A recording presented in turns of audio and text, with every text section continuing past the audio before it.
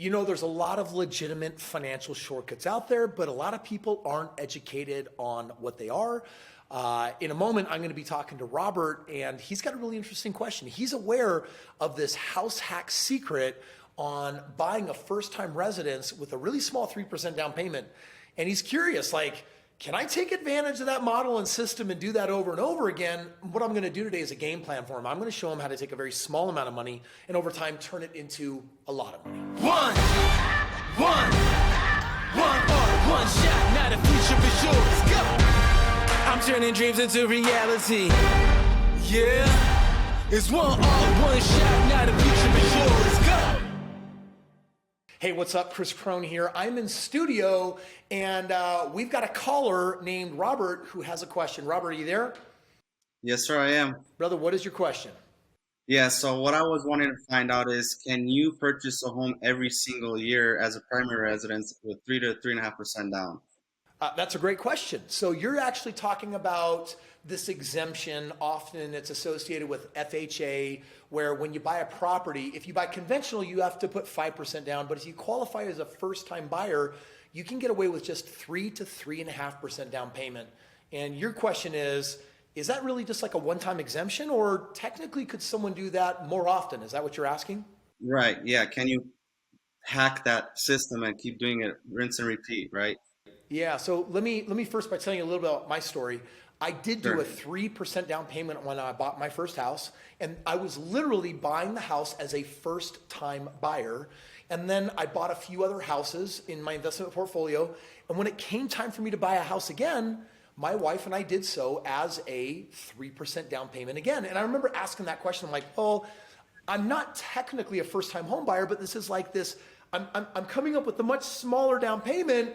Am I doing something illegal? Am I doing something wrong? And it turns out that anytime you're buying a house for you and your family, you can actually qualify with this first-time down payment program. Does that make sense?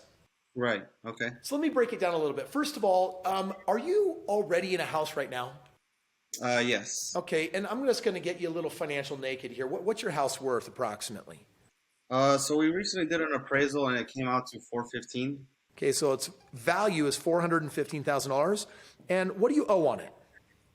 I owe around $276,000. Okay, so you have somewhere right around $140,000 worth of equity. And have you done anything with that equity yet? No, I haven't. I've actually tried to do a HELOC, but I bought a truck and that kind of ruined my debt to income ratio. So wait for next year. So right now you can manage your debt to income ratio. There's a lot of ways of moving debts around, paying things off. Let's talk for just a moment about this home equity line of credit. Most banks are going to allow you to go up to 80% of the value of your home. And I want to show you some really cool house hacking strategies here. So right now, if I take this value, $415,000, and I multiply that by 0.8, that'll give me 80% of the value. That's 332. Subtract from that the 276. And there's a good chance that you're probably going to get a $60,000 home equity line of credit. Does that make sense, Robert? Right. Okay. Now, my guess is that you're asking this question because you bought this house how long ago? Last summer in 2021. Got it. So you bought it in 2021. You have $140,000 of equity, and it's like, wow, let's do that again. Now, you said you're married. You have a wife? Right. Yeah. Have a kid on the way too. And, oh, congratulations. I'm excited for you. Is she open to moving? I don't know. I don't think so. Oh, well, maybe yes and no. Okay, well, let me show you max possibility, and then you're going to have to let this be a debate between you and her on what you guys think is best for your future, okay? Okay. Let me show you the maximum that you can technically do. When you qualify for a first-time homebuyer program, you're going to sign a piece of paper that says, we're committing to live here for 12 months. Now, intentions can change. You could technically move sooner than that. There's not going to be a penalty. But if there was a repeat scenario where you kept, hey, I qualified, I bought it, I used this low down payment, and then we never even moved into it, and then we did this like 3 times in a row, you're probably going to flag some government agency. If they find that out, they're going to be like, dude, this dude is raking the system. This is not appropriate. So let me show you how to do this the right way. You've now been in this house for how long? 18 months? Roughly, yeah. June will be 2 years exactly. All right, let's just say for a moment that you could actually convince your wife to move again. Okay. Moving is like some people's worst thing that they never ever want to do, but this is a really cool hack. Let's just say for a moment that you could buy another piece of property. Let's just say that you could get it valued at $300,000, and you say, well, 3.5% of 300,000. Let's just call that 10 grand. You could use $12,000 closing costs, whatever, from your 60,000 line of credit. You could have that actually put down your $10,000 down payment. You would owe $290,000. And this home right here, you could actually rent out. And it's in a price range that it'll rent out with higher cash flow if you do what I call a lease option. A lease option is where you're going to make about double the money on cash flow because you can charge a higher rent. They're going to give you a down payment. It's going to amortize out to about double the cash flow. So on a house like this, your cash flow could technically be $500 or $800 a month. We'll just call it $700 a month. So by moving, the equity in your house is actually paying for the house, and you pick up a $700 a month cash flow, potentially, illustratively. Does that make sense? Right. Okay, but on top of that, you also still have another $50,000 in that home equity line of credit. A year later, you could literally move again, come up with the down payment from what's left on this first HELOC, rent out the second home with a lease option. Let's just say on this home, because I'm not assuming it's going to skyrocket in equity like it did between 2021 and 2022, but let's say that you pick up another $500 a month cash flow. You now have $700 on the first property, $500 on the second. And what that's doing is that is actually correcting your debt to income ratio, because you can turn these rental contracts into the bank and they say, oh, turns out Robert is making an extra $700 a month here. He's making an extra $500 a month here. We should totally give this guy another house.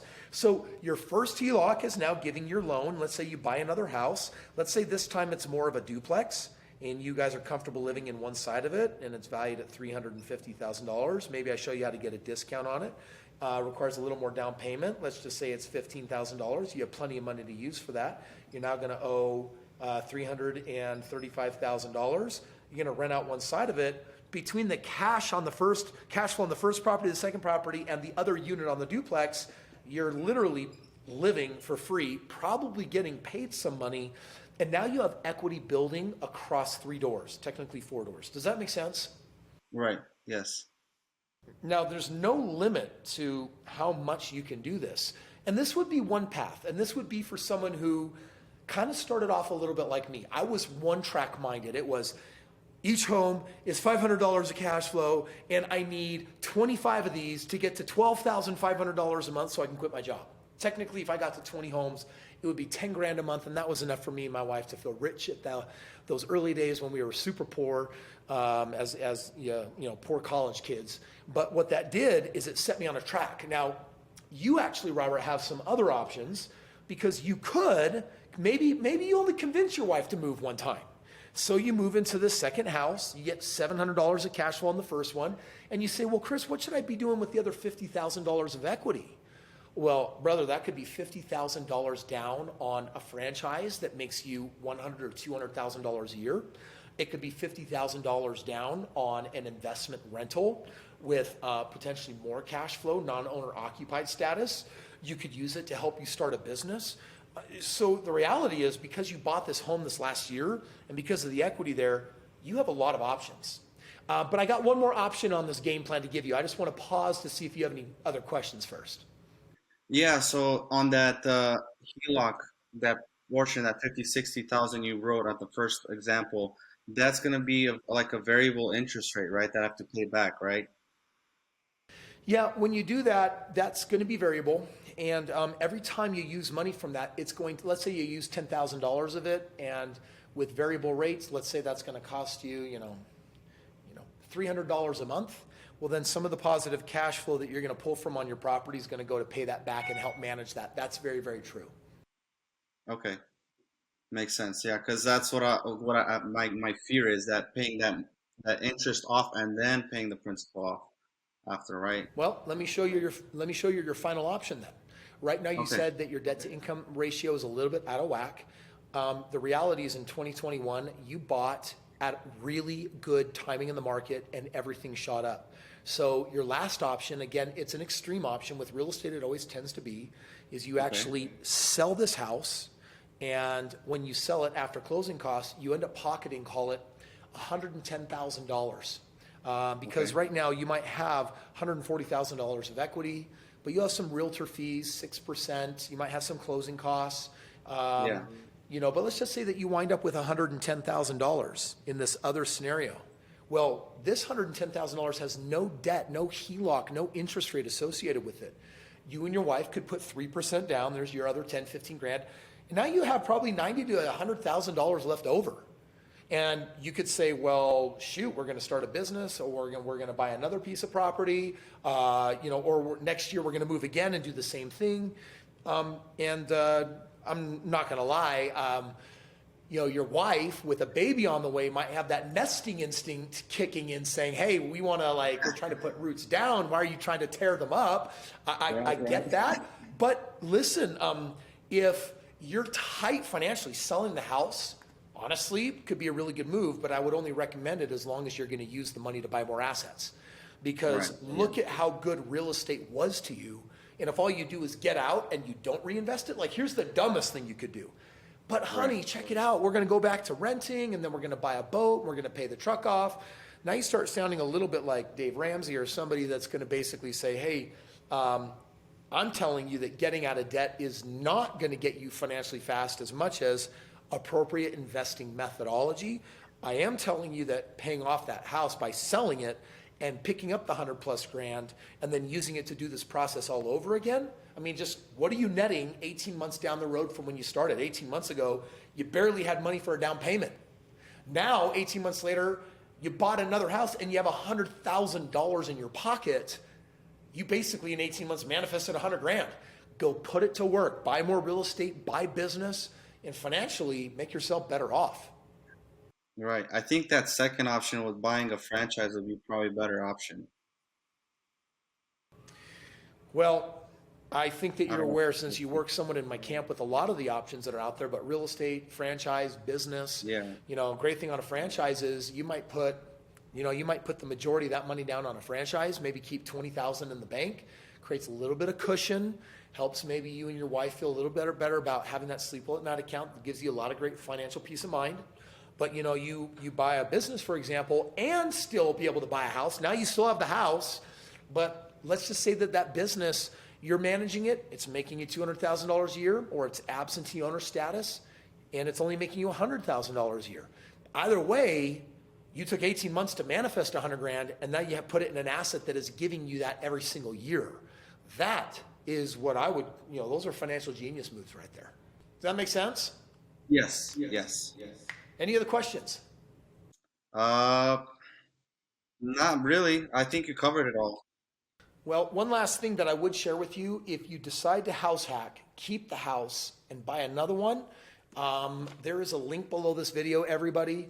This is the first book I ever wrote. It's called The Straight Path to Real Estate Wealth, and it teaches you how to do a lease option in a way that most people don't. It's like a rent-to-own program, but I call it compassionate financing because I'm going to put someone in the home that's going to pay a higher rent, but I'm going to give them an opportunity that a bank never will. I'm going to help them actually qualify, buy this house. So versus being a landlord, if you want to be hassle-free but make twice as much money, this is the ticket to do it. Click the link below, pick up a free copy of this. Let me show you how to do something smarter than just renting out one of your houses in your neighborhood and backyard. And Robert, I want to thank you in particular for joining us today. Appreciate it, Kris.